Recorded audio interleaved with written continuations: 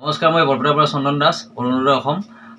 আজি মই উপস্থিত আছোঁ হাউলি হালাবাকৰিৰ বাবুল দাৰ দোকানত, নিৰ্মালী টেলিকম। NRC সন্দৰ্ভত কিবা এটা খেলি মেলি হৈছিলে আধাৰ কাৰ্ডক লৈ পেলাই। তো সেইটো সন্দৰ্ভত মই বাবুল দাৰ পৰা সম্পূৰ্ণ সবিশেষ জানিব বিচাৰোঁ। বাবুল দা, কথাটো হ'ল সকলোৱে জানে আজি আমাৰ গোটেই অসমত এইটো এটা বিৰাট ডাঙৰ বিপৰ্যয় হৈছে। NRCৰ সময়ত যিসকল ব্যক্তিয়ে ফিংগাৰপ্ৰিণ্ট দিছিল আধাৰ কাৰ্ডৰ কাৰণে, সেই মানুহখিনি এতিয়ালৈকে আধাৰ কাৰ্ড হোৱা নাই। এতিয়া বিশেষকৈ মহিলাখিনি বিৰাট জীয়াটো ভুগি আছে। তেওঁলোকে আধাৰ কাৰ্ড বহুতবাৰ কৰিছে, বহুত চেণ্টাৰত তেওঁলোকে কৰিছে, কিন্তু তেওঁলোকৰ আধাৰ কাৰ্ড হোৱা নাই। মানে এইটো মই জানিব পৰা মতে আমাৰ গভমেণ্টে এইটো হোল্ড কৰি ৰখা বুলি কৈছে। গতিকে তেওঁলোকে বহুতবাৰ মোৰ ওচৰত আছে, মই অনলাইন কাৰেকশ্যন কৰোঁ, আমাক সেইটো সুবিধা দিয়া হোৱা নাই। বিভিন্ন চেণ্টাৰ আমাৰ আছিলে, এতিয়া গভমেণ্ট ছেক্টৰৰ যিমান চেণ্টাৰ আছে, এতিয়া বহুত মানুহ মোৰ ওচৰত আহে। মই আপোনালোক দেখাব বিচাৰিম, আমাৰ নিউজৰ ভাইটি আহিছে, এইটো বস্তু মই দেখাব বিচাৰিম। এজন ব্যক্তিয়ে মোক এখন ৰিচিপ্ট দি থৈ গৈছিলে। এখেত হ'ল ৰুক্মিণী দাস, কেয়াৰ অফ ভদ্ৰেশ্বৰ দাস, হালাবাকৰি গাঁও, হাউলিৰ অন্তৰ্গত, বৰপেটা জিলাৰ। তেখেতে 11/4/2019 তাৰমানে ফিংগাৰপ্ৰিণ্ট দিছিলে NRCৰ সময়ত। এতিয়া তেখেতে মোক জনোৱা মতে 10বাৰমান তেওঁ ফিংগাৰপ্ৰিণ্ট দিলে, এতিয়ালৈকে তেওঁৰ আধাৰ কাৰ্ডখন হোৱা নাই।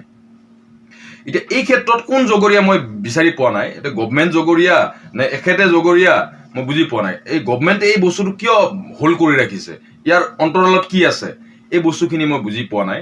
আৰু এইটো বিভিন্ন ক্ষেত্ৰত মই বিভিন্ন নিউজ চেনেলক মই জনাইছিলোঁ যে আপোনালোকে ভাল এটা নিউজ কৰক, যে এই মানুহখিনি যাতে পৰিত্ৰাণ পায়।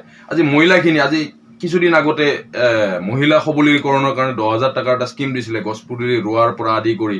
এতিয়া সেই মানুহখিনি তাৰ পৰা বঞ্চিত হৈ আছে। এখন ৰেচন কাৰ্ডৰ কাৰণে মহিলাখিনি বঞ্চিত হৈ আছে, এটা লেট্ৰিন পাবৰ কাৰণে বঞ্চিত হৈ আছে, এটা চৰকাৰী ঘৰ পাবৰ কাৰণে বঞ্চিত হৈ আছে, কাৰণ প্ৰত্যেকতে আধাৰ কাৰ্ড লাগে। গতিকে এই ক্ষেত্ৰত হিমন্ত চৰকাৰে, আজি নৰেন্দ্ৰ মোদী হওক, হিমন্ত চৰকাৰে হওক, আজি বিভিন্ন চৰকাৰী মহলত যিখিনি ব্যক্তি আছে, যিখিনি মন্ত্ৰী MLA আছে, তেওঁলোকে কিয় এইটো পদক্ষেপ ল'ব পৰা নাই? গতিকে এই বস্তুখিনি মই আজিলৈকে মই বিভিন্ন মহলত জনাইছোঁ, তেওঁলোকে এটা নিউজো কৰা নাই। আজি এই নিউজৰ মাধ্যমেৰে মই বিচাৰোঁ যে এই নিউজটো যেন আমাৰ হিমন্ত ছাৰেও গম পায়, নৰেন্দ্ৰ মোদীও গম পায়, যাতে গোটেইখিনি পীযুষ হাজৰিকাও গম পায়। গতিকে তেওঁলোকে বিৰাট জীয়াটো ভুগি আছে। তেওঁলোকক মহিলা গোটৰ পৰা উলিয়াই দিয়া হৈছে, মহিলাখিনিক বিশেষকৈ। মহিলা পুৰুষ বুলি কোনো কথা নাই, যোনে ইয়াৰ NRCত হিয়াৰিং কৰিছে। আজি ইয়াতে কি দিয়া হৈছে, NRC কল লেটাৰ। NRC কল লেটাৰটো কেতিয়াও আধাৰ কাৰ্ড নহয়। তেওঁলোকক কিয় বন্দী কৰি ৰখা হৈছে, তেওঁলোকক কিয় হোল্ড কৰি ৰখা হৈছে, তাৰ পৰিত্ৰাণ, তাৰ উত্তৰটো কোনে দিব? এইটো মই ডাইৰেক্টলি হিমন্ত ছাৰক মই প্ৰশ্ন কৰিছোঁ। আপোনালোকে এইটো বন্ধ কৰি ৰখাৰ অন্তৰালত কি আছে? এই গৰীব মহিলাখিনি আজি এই সুবিধাখিনিৰ পৰা বঞ্চিত হৈ আছে। আপুনিতো বিৰাট গৰীব মানুহক সহায় কৰিছে, গৰীব মানুহখিনিক স্বাৱলম্বিতাৰ কাৰণে বহুত তেওঁলোকৰ স্বাৱলম্বিতাৰ কাৰণে বহুত পদক্ষেপ হাতত লৈছে। গতিকে এই মহিলাখিনিৰ কি হ'ব এতিয়া? তেওঁলোকৰ আজি বেমাৰ আজাৰ হ'লে তেওঁলোকে এখন আয়ুষ্মান কাৰ্ড কৰিব নোৱাৰে, কাৰণ তেওঁলোকৰ ৰেচন কাৰ্ড নাই।